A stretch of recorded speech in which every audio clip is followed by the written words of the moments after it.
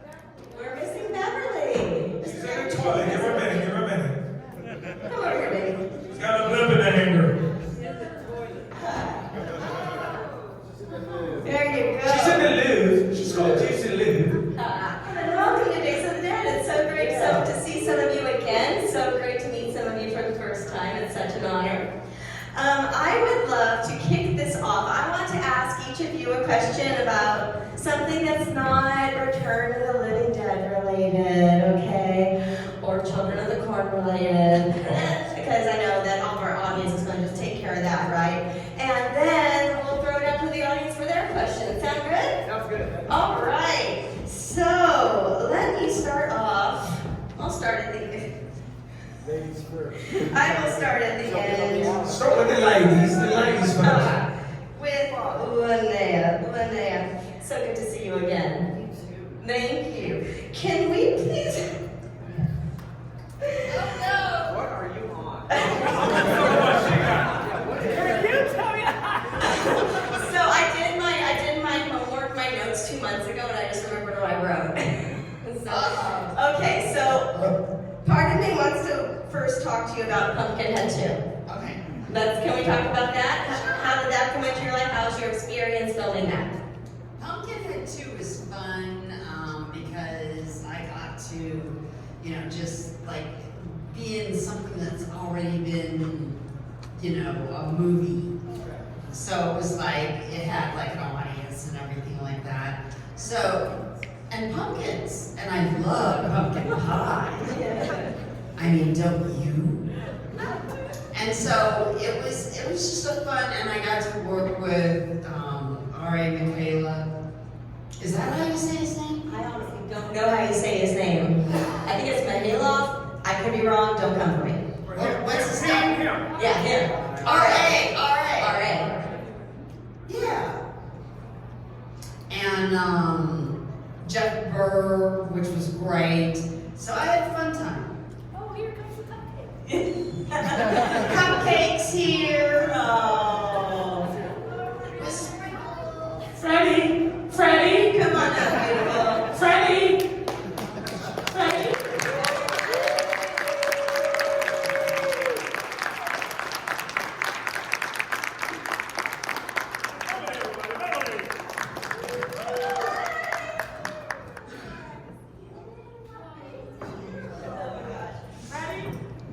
Okay, so did you have anything else to add, or That's it. Okay, Miss Jewel. Why are you skipping over Jewel? Oh yeah, no, we're gonna run right down the line. See, can we talk about Scammer Cop 2? Oh, we can? Can we? I don't know. There's a movie on it, right? Yes, it is. Do you have any stories from the set of filming that? No. Can we move on? Come on. I don't remember. I do not remember that. How? Remember. No, I don't remember Scammer Cop 2. All right. How about Zapped? Oh, I really don't remember that. Zapped. No, we'll talk about Zapped. I'm Jake. Topless? Am I topless? I think so. Yeah. Scott Bale. She was that most of the time. Scott Bale sees telekinesis power on me as I got my top and 200 other girls. And it was quite a... I thought it was a huge hit. I mean, it was really bad. Why was it lying? Because everybody was topless. I would have done it.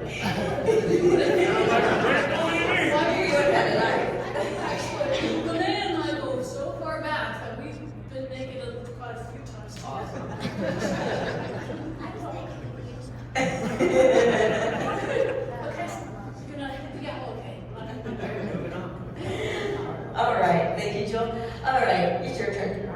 Ladies No, first. we're just gonna run right down the All right, line here, all right. because we only have 3 mics, we're playing musical All right, mics which one here. about? One of my favorite shows, Tour of Duty. You had a major role in all 3 years on that. Can you tell me about your experiences of filming that fantastic, beautiful war drama? That was the first TV show I ever had. That was 1987 through 91. It was a hit show on CBS. It was about a platoon in Vietnam. And we shot in Hawaii for 8 months. And I was making $10,500 a week the first season. And I didn't have a bank account.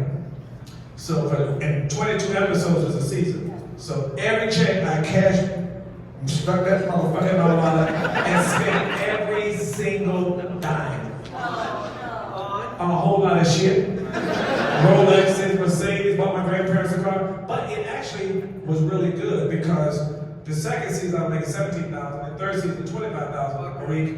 I didn't spend a dime the next 2 seasons because everybody out there, actors, said, I'm gonna go buy this. I'm like, I already did that. Hey, I'm gonna watch it. I already did that. I ended up saving more because I did that. And the next 2 years I didn't spend shit. I was buying houses and flipping them. So that was one experience.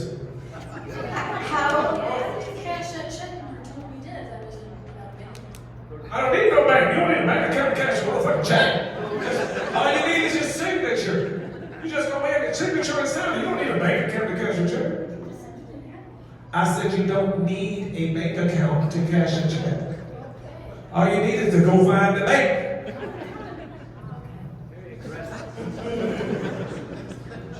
I'm not wrong. Oh, sorry. Your memory. How about for you, sir? What? Point Break. Point Break. Yeah. A story about.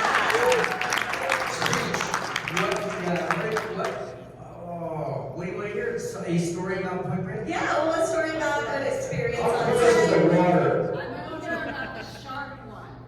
Okay. Well, are there any surfers in the audience? Yeah, bro. I got raped by a shark. No, Point Break was great. I had done a movie with Patrick Swayze when we were younger, so we were friends, and he became my best friend in that movie. And he took me skydiving when he went skydiving, and he took me water skiing. And I went to his house, and I met his Arabian horses and his wife Lisa, and we did make out. His brother? No, Do you know Donnie's brother? What? His brother? Met Donnie, who's a professional skydiver. We did a movie called Shy People together after Patrick Swayze. But so yeah, I fucking love that guy, and he was so generous and kind and loving and such a good actor. I think everybody really loved him. He had something special going on, but he took such good care of us. So the skydiving was the coolest thing. But I guess the one thing I want to say was Keanu Reeves was the smartest guy in the room everywhere we went, but he never let me know. He's super humble and kind and really generous. So I feel just lucky that I got to be in a movie with 2 guys that are just, iconic movie stars, but also really kind and really friendly. Just Point Break. That's a great story. Good times. Sir, one of my earliest memories of watching TV at my grandma's house. I spent a lot of time at my grandma's house. She influenced everything that I watch today, including horror, my love of diagnosis murder. Another show that all of our foster kids watched was Paper Dolls. Paper Dolls. Can we please talk Yes. about Paper Dolls? Yes. I auditioned over at the MGM lots. For those of you who don't know, it was basically like a Hinckley character. He stalked out some of the models, Nicolette Sheridan, Jerry Farrell, and stuff like that. So for my audition, I had the lines, but I went in and I brought a stuffed animal. And through the audition, I just pet it. And that was creepy enough for them. I got the whole. Morgan Fairchild was on that Yeah. show. Dak Rappo was on that show. Mimi Rogers was on that show. Yeah. Mimi Rogers. Tom Cruise. Tom Cruise's old Wife. one season was back at that. Yeah. And it was a spin-off. It was a TV movie first, and then they made a show from it. Did you know that? Yeah, it was a made-for-TV movie. Alexander Hall played the Terry Farrell characters. But yeah, and then they made the show, and unfortunately the show didn't last very long. But I have memories of watching that with my grandma's high school foster children. I'm like 5. You know? Wow. Yeah.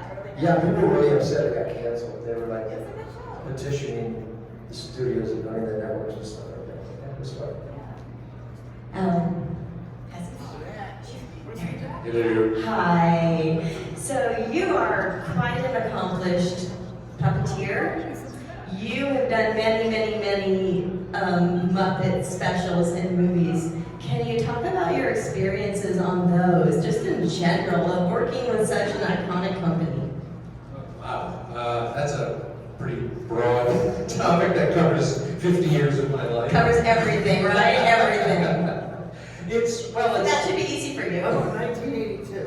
1982 was, let's see, interestingly, that's the year I was able to quit my day job for the last time, because we were touring with Erlene Mandrell, who used to have a TV series on with her sisters, the Mandrell sisters, in the early 80s. And so she was touring with this puppet band, okay? So that was my first tour and chance to really work full time. And I was working at a place called Leo Stereo at the time, selling car units. Used to go under the dashboard and 8-tracks and things. And I was able to quit for the last time. And I had a fantastic time doing that. But yeah, I started working with the Jim Henson Company in 1990. The first thing I did with them was the Muppet Vision 3D show, which I understand now is finally closing for the last time down in Florida. So if you haven't seen it, there might still be a chance to run down there and see it. It's really cool. And after that, they brought me in for things like dinosaurs. And it's, when you're working for a company like that, that was founded by somebody like Jim Henson, we all wanted to promote and keep alive his vision for the Muppets, but for every other kind of character and project that his imagination would come up with. We always felt a strong sense of responsibility to keep that flame alive, and it's still there among all the puppeteers and the writers who continue to work on Sesame Street and all these other productions that have come in its wake. Anyway. Yes, now we're doing a show called Puppet Up, which is it's a puppet improv show live. So we're touring again. I'm back on the road. We mostly do it in LA now, but it's kind of like PG-13, R-rated, and Every avenue Q of you. it's kind of, but it's live on stage, and it's mostly improv, and we do some of these old recreations of old Muppet stuff from the Ed Sullivan show that people haven't seen in 50, 60 years. So it's a fun show to do if you're over in LA. Where can we find more information on that if we are in LA and want to see it? Puppetup.com. Okay, puppetup.com. Yeah. Wonderful. Beverly. Ready?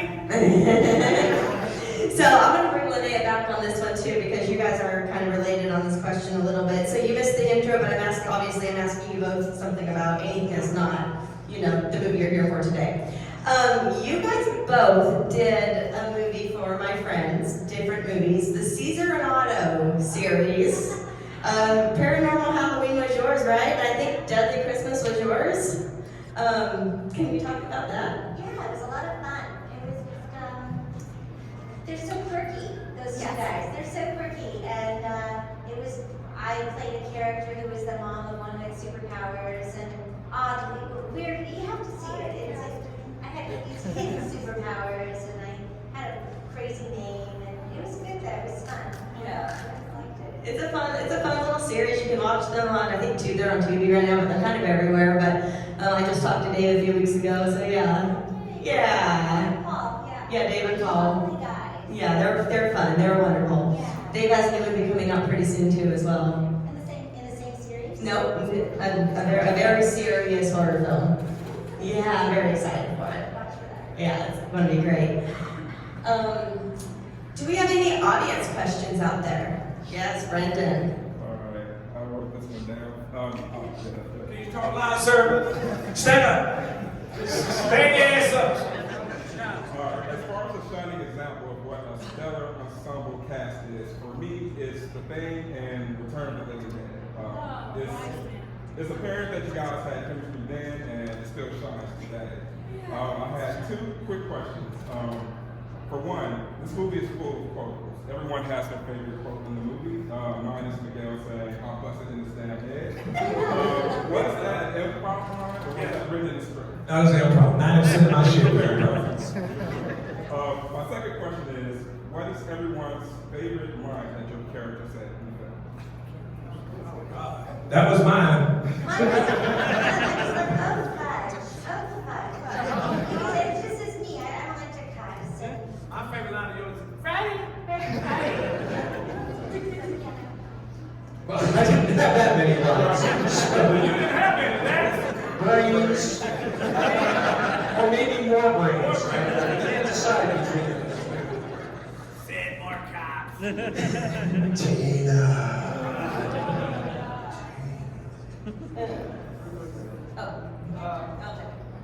There you go. Mine is, my favorite line is, "Do you like sex?" Yeah.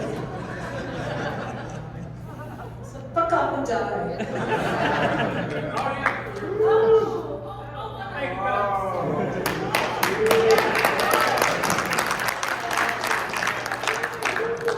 That's my sister, y'all. Leave it over here. And mine is, I like it spooky. Exactly. Any other questions out there? In the back, yes. White shirt. Yeah. Hey there. So this is really for Thom, though it could go for all of you. We've heard you all talk about how wonderful James Karen was, and I've seen some of the videos that Joel posted in the past when James was still with us. But did any of you know who he was prior to filming this? I didn't. I have no idea. I didn't have any idea. I didn't know who he was, Clue was, anybody. I didn't have a clue. I didn't grow up with, like, people on the East Coast know him as the Pathmark Man. Do you guys know him? Anybody know him? So Pathmark was a supermarket. It's a small chain of supermarket on the East Coast, and he did the specials. He did the voiceover specials, and he was on camera for 30 years for the Pathmark chain. So if you're on the East Coast, oh, that's the Pathmark Man. So that's how you knew if you were a kid growing up. But yeah, Pathmark supermarket chain. Yeah, it's like Kroger or something. Is that a California thing? 'Cause I've never heard of that.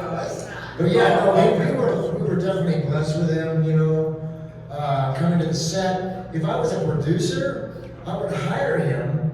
I would have hired him just for his energy on the set. Because he was just he loved being there, always positive, and Always just smiling. his energy was just so great. And yeah, we became very close. All of our scenes, we had a lot of scenes together, of course, and it was great rehearsing with him and talking about the scenes. And you know, for us as actors and young actors, it was that film was a total collaboration across the board. Dan was nervous, so normally if you got a writer director, they want it their way or the highway. That's it. They don't want to talk about it. But Dan was open to it, and we talked about every scene. A lot of the stuff was improvised or just came out when we were filming. So we were really blessed. I remember we were 3 weeks into filming, and this is what made me think of it at the time. We were 3 weeks into filming, and I asked my mom something, and she had said no to me, and then I realized I hadn't heard no in 3 weeks. So then I'm like, oh my God, something special's going on. So it was really great. And then lucky enough, I knew James's wife before I met him because we were in acting We also found out on the second one that we were born on the same day. We had the same birthday, so we shared our birthdays every year after that, until he passed. And I would have him come over for the holidays and stuff like that. But every year we would celebrate our birthday together. Well, basically, he was a nice guy. Everybody loved him. Yeah, for sure. He really was. He was also, he collected antiques before, and that's how he would. So I asked Al for something, and she gave me a antique as a memento of him.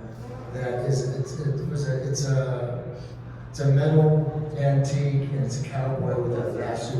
Can I try it? Can I have it? Pretty cool. But yeah, from Buster Keaton, yeah, very close with Buster Keaton. Jason Robards was a good friend of his. I remember him coming to the set. He would tell me all these Hollywood stories because we did our makeup together, so we had a lot of time to hang out. He told you all about Nancy Reagan, right? No, he told me a great story that I'll never forget. He was doing a play with Jason Robards. No, Jason Robards was doing a play, and Jimmy would go to it all the time and see it. And Marilyn Monroe was in the play. She was in the first act, and she was in the fourth act. And the bar was in Jason Robards' room. So if you wanted to drink, you would go to Jason's room and get a drink. So Jimmy had seen the play 100 times already. So during the second act, he goes to Jason Robards' room, and there's JFK pounding Marilyn Monroe. No way. What? He said, Boy, they had cameras back then. So JFK apologized to Jimmy, and he gave him his lighter. They had the same initials, JFK, because it was the same initials. And he showed me the lighter and told me the story. So where's the lighter now? I'm sure his mama sell that lighter. I'm sure Al has it. So wait, hold on. I want to go back. He really saw him pounding Beverly. According to him. Damn. According to him. I've never done it. I've never done it a lot. Wow. I don't think he can lie either. But I can't believe she was doing it. Oh, sorry, guys. We got a little thing on. Next question. Because I could go all day on that one. So speaking of James Karen, another one who's passed, Don Calfa. I like working with him, and then kind of a weird one, but I think the soundtrack sometimes gets overlooked. The person who did the original score. So have any of you met the person who did the original score to? I love Jay. I love him, man. He was the first person to taught me how to smoke weed. I used to go to his house, his apartment in Hollywood, and we would smoke all day. He would tell you all these great stories. He's the gentleman who did the soundtrack is going to be doing Linnea's movie soundtrack. Yeah. With who? The gentleman who did our soundtrack is working on Your Trash's Revenge movie. We're doing the soundtrack. Yes. Yeah.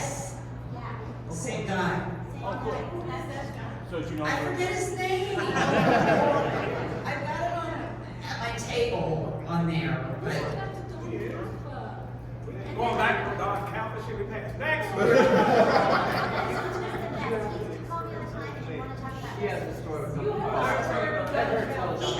He would call me on Sundays. He wanted to talk about movies and recipes. This is what I'm cooking this time. What are you making, honey? And he'd do this all the time. And he just would call him out of the blue. He'd like to sit in his hot tub and smoke his marijuana. He'd call me sometimes from the hot tub. He's a great character. And y'all got all in the hot tub. Oh yeah, we went to a scene one time when we were working on some video. He cooked us dinner. And he cooked his stuff, and what was on his stuff? It was great. Oh, well, that was So when he was working on the dead body in the movie, he wasn't smoking tobacco in that pipe. He was, wow. I can tell you one thing though, we'd go to the airport together, and he would come to my house, leave his car, or stay the night, or whatever, because he was out in kind of by Palm Springs.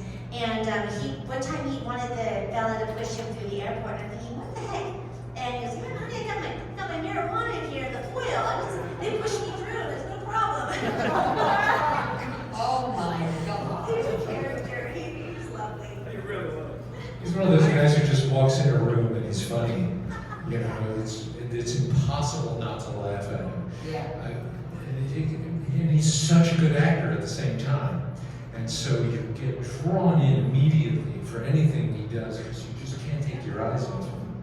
T-shirts, his sweatpants, that took that long time on film, cutting his sweatpants. That was really freaking brilliant. It's really hard to do when, do that. I just want to say, doing nothing is really hard to do. Brilliant move on his part. Also, one time he was at my house. I'm sorry, it's a funny story. Maybe it's funny. He stayed overnight, he take a shower. Wow, that soap you have in there smells really good. I'm like, oh, thank you. I just got it at Trader Joe's or something. And it comes out like, wow, I just can't believe how good I smell. And I'm like, Dom, do you want to take the soap home? Can I? Oh, of course you can't take the soap home. It's just so funny. Talk about Clue, too. Clue. Oh yeah, Clue, of course, he's hilarious. We used to be at a convention, and we'd all go and have dinner together, and Clue would say, I'm going to have a nap now, and this is in the middle of dinner, and he, honest to God, would close his eyes and go to sleep. Do you remember this? It was brilliant, and when he was done, he would wake up and he'd carry on, and he was ready to go all the time. We'd go into the VIP parties, even the music was so loud, and he'd do the same thing, just, I'm going to take a nap now. And he would do this and then wake up, 20-minute, half I hour. love that we announced it. You couldn't wake him. If you would go Clue, couldn't even wake him. I would always find Clue sitting on a bench in Hollywood on his way to some theater. And I'm driving by and I'm thinking, that looks like Clue. And I have to go around the block again. I'm going, Clue. And he goes, hi, Joel. I'm going, where are you going? And he's like, I'm going over to Bourbon, but he's in Hollywood. And I was like, oh my God, that's where I go, Laurel Canyon. Well, do you want to run? No, I can walk it. And I would force him into the car, and then he would sit there and what are you doing? He goes, well, I'm watching a lot of movies. I mean, we still watch movies, don't we? And it's like, oh yeah, okay. And he was just this way. He was like that classic Virginian kind of character that made those types of films, and still was really passionate about those films, and I miss that guy. I miss him, but he also was really a pain in the ass. He and Dan got a huge argument, and Don't go with that. oh, I will. Don't tell him about that. I will. And so one of our reasons that we had to close the set down for several days is, are we going to say it? When Clue tried to kill Dan? Yeah, no, this is not a joke. He tried to kill Dan. Well, that's Dan's version. As the pan was coming over to him, about to hit Dan. And just what I posted videos of Dan doing this like little stuff. Anyway, that's what he was doing. And it's honest to God, I mean, we had to close the set for 3 days. That and her, we had to be readjusted. Oh, right. You're on. Oh, stand up, sir. There you go. Sit down, mister. Yeah, Return of the Living Dead turns 40 this year, so there's been 40 years of horror movies, but your guys' movie is one of the more pivotal ones for zombies. I'm just curious, what franchise that you're not a part of, horror-wise, would you want to be a part of? Franchise you're not a part of horror-wise that you would like to be a part of. Scream. All right. Just because how much money those guys make. I was gonna say Star Trek, because they make way more than the screen. Star Trek, they have a line from here to Oakland. Is it horror? Horror, what's that, horror? Yeah. Shit, I like to turn Living Dead Friday 13. You can't get bigger than that. That's what I'm saying, you can't get bigger than that, so don't answer that. He doesn't care. All right. Scream.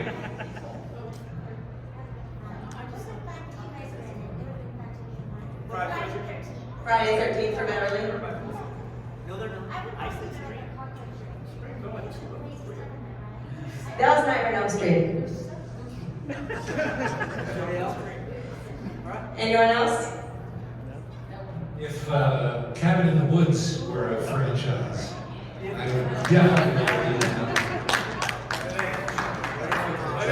Kinski's, where everyone has to be quiet.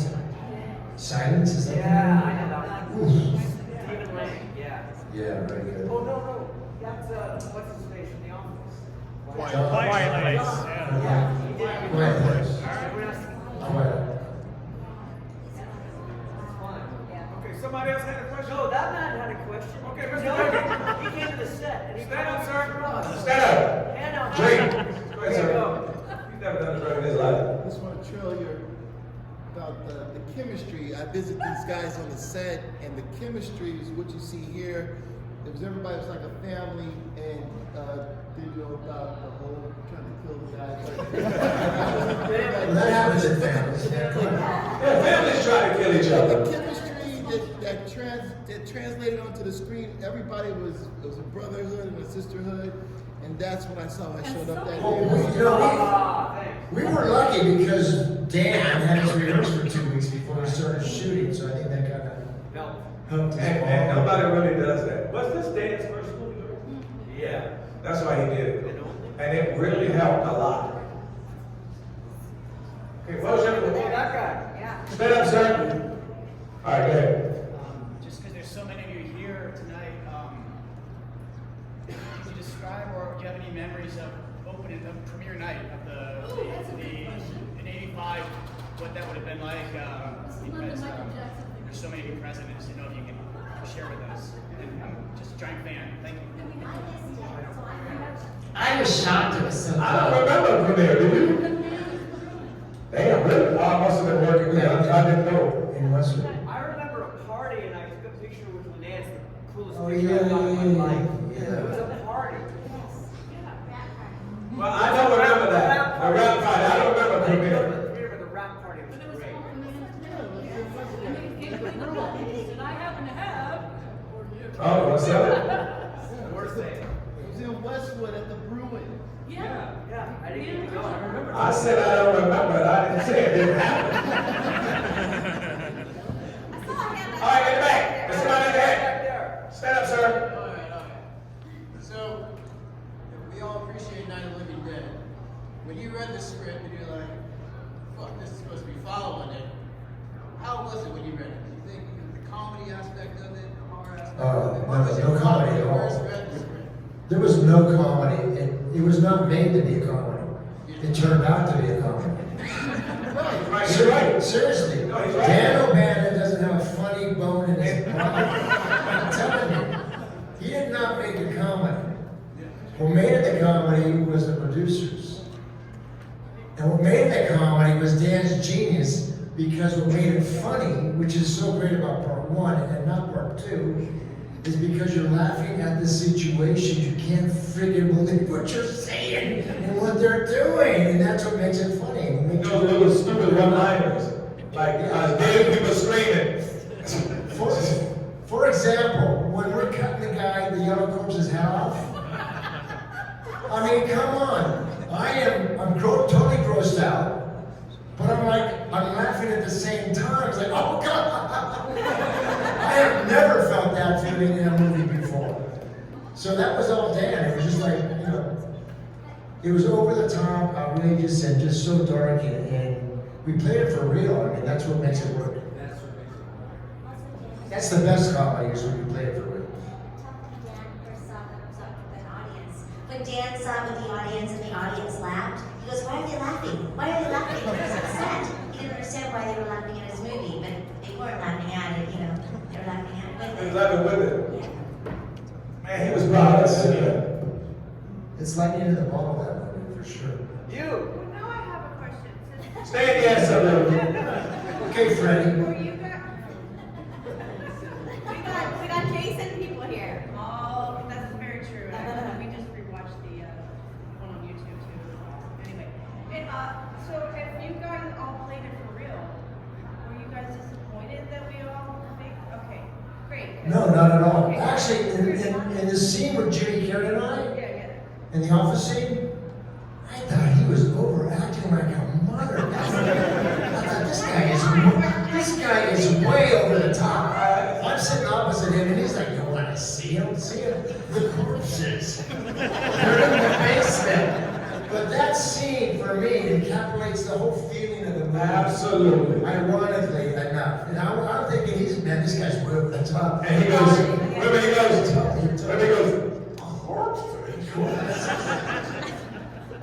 And his death scene, that's part of the collaboration I was talking about earlier. When he dies, takes his wedding ring and puts it on the oven and puts himself in there. That was his whole idea, which I thought was very poignant. Before he turned into a zombie, he would toast himself like that.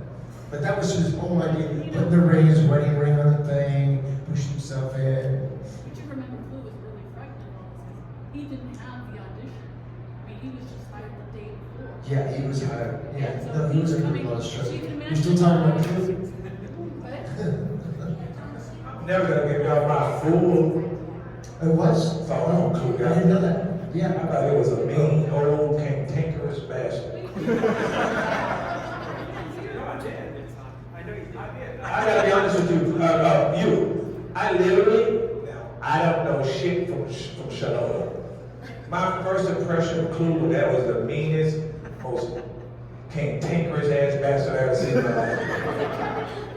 No, cause no, man, I didn't see him try to kill Dan. All I remember him like this all the time. When Dan was talking, like, yeah, all right, yeah. Yeah. Look, That's how you get on Clue's behalf, I will say, we all rehearsed. Clue got hired when we started filming.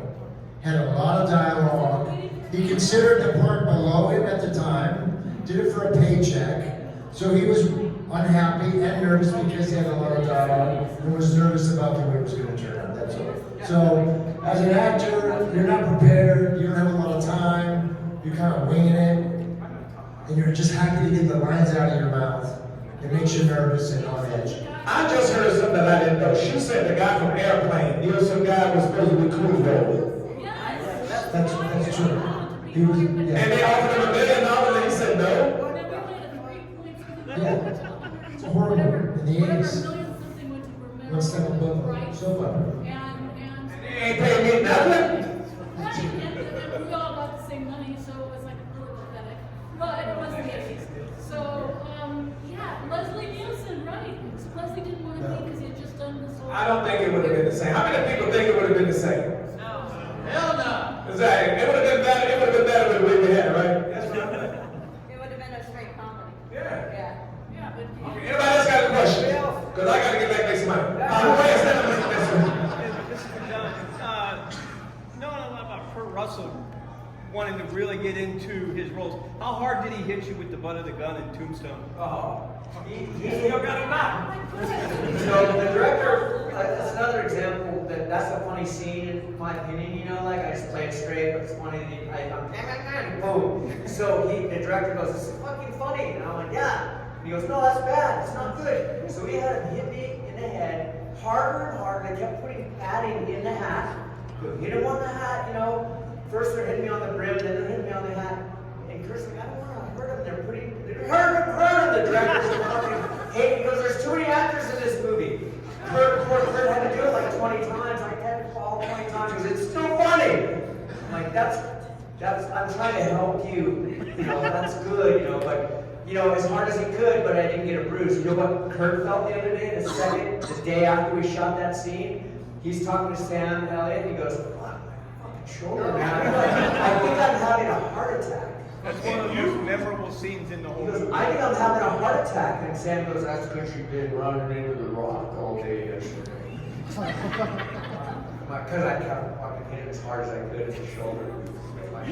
And Kurt just forgot about it because he's got a million things on his mind. And Sam reminded him, you've been running into the rock all day yesterday. And so we both gave as good as we got. Good story. The things that we could do back then, we'd all be in jail or being sued now. Like, you can't hit somebody in the head, just hit him. You can't do that now. And in return of the day when they sent her down the step, she fell through the step for real. We couldn't do that now. And the stuff they do now, we couldn't do that. Any other questions? Go ahead. Stand up, sir. Go ahead, close. I know that.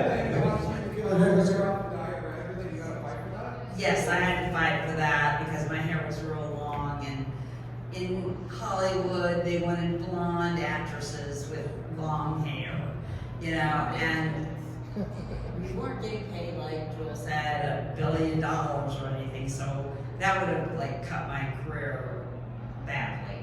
I don't think so, because that red hair was cute as hell on you. Your hair, come on, wasn't it? I mean, red,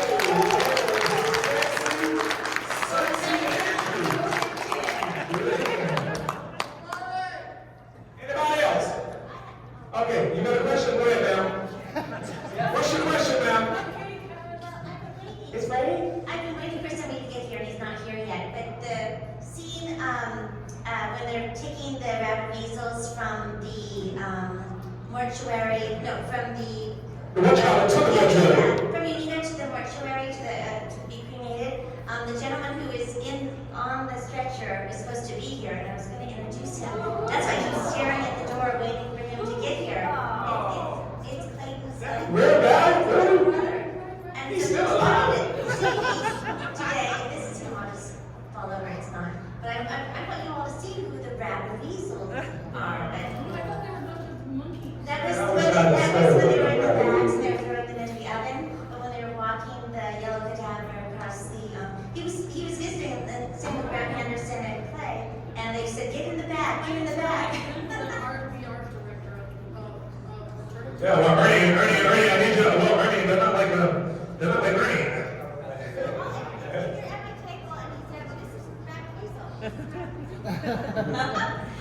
Do we have any more audience questions out there? Okay, one more for Brendan. No, not the black guy, we're not off here. Go ahead, sit. I'm just kidding, you next. What's that? Of course, you can ask any damn question. Were you guys forced to eat cow brains? We didn't, but others did, yes. Raw, yeah. Hey, we had brains. I was raised on brains. We had brains and eggs in North Carolina all the time. But we didn't have it raw. And they were like not refrigerated or anything. So when you went, That wasn't me. oh. You didn't get extra. You didn't get extra grades. Okay, the young black man in front. Got Brendan and then so one over here, and then we're gonna wrap it up. Okay. Could you tell us a little bit about your experiences playing Demon in Friday the 13th? Oh, me? Oh, damn. I was still homeless when I did that. I was homeless when I did that movie. I was still homeless when I did that. I was living at the rescue mission at the time. And I got the role, and I didn't know shit about acting. I didn't know nothing. And it was freezing in that thing. Freezing. I was so excited to do it. And he said, just do it. And then I just started, he said, sing. And I started saying, sitting in the morning sun. He said, hey, cut. You can't sing that because we have to pay for it. So, ooh, baby, I just made that shit up right there. and I loved it because I was in the movies and I started crying and I was crying and the tears were coming. I was like, I can do it. And it was just exciting. First job I ever had. It was just fun to me. Not hard at all. So there's a fan theory that came up recently about, in the movie, of course, Thom and James, you see him die and turn into zombies, but when James hits the barrel at the beginning and Tarman comes out while they're unconscious, the theory is the reason why Tarman didn't eat him is because they were already dead when the gas hit them. I don't know if that's... Wait. Say that again. So in the movie you see Thom and James turn near the end, when they're in the chapel. Correct. That's when they're supposed to turn. Correct. But then when James first hits the barrel at the beginning of the movie and the gas knocks him out, Tarman comes out, he's down there wandering around, right, but he doesn't eat him. So is the reason why he doesn't eat him is because they were already dead when they... Yes. They got chemical in their ass. You know like a dog with a nose smells something they can tell? He wouldn't eat them because they already infected. They were already dead, they were just too lazy to call. They were already dead, so he ain't want people. Remember what the guy said about their blood? It was coagulating. Remember the paramedic said that? Right. So that's not. He didn't want them dead ass brains. He wanted fresh new brains. Anybody else? All right. Yes. Last question. We gotta go make money. Unless y'all can give me all $6. So can we talk about Trash's Revenge? Yes. Yeah. I don't know. That might take a while. We're starting the campaign on the 20th of this month, and Trash's Revenge is not a remake or anything like that, but it's a whole fun. It's got dancing and singing and all of us in it. Yes. Yes, and we're all gonna be in it and go in different places to film it, and it's gonna be really fun. And make sure you go see it. Make sure you go see it. Take all your friends. And tell all your friends. Tell all the people you think to go see. Make sure they go. Just like Yes. this rock. Force them. A whole bus to see Joanna Man 2 open. And we have the music guy. And the same, the same music that did ours. And it's gonna be a hit, I promise you. Only if we make it one. That's why we gotta see it, right? We gotta go make it again.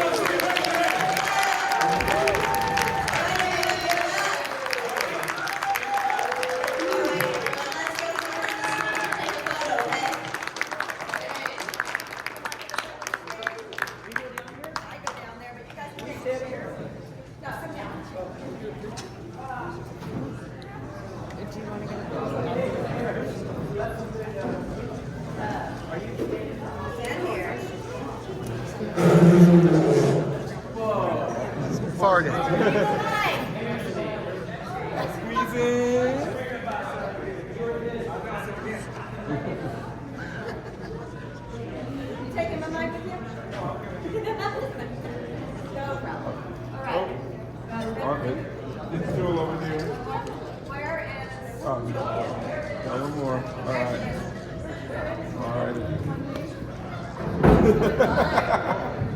All right, everybody.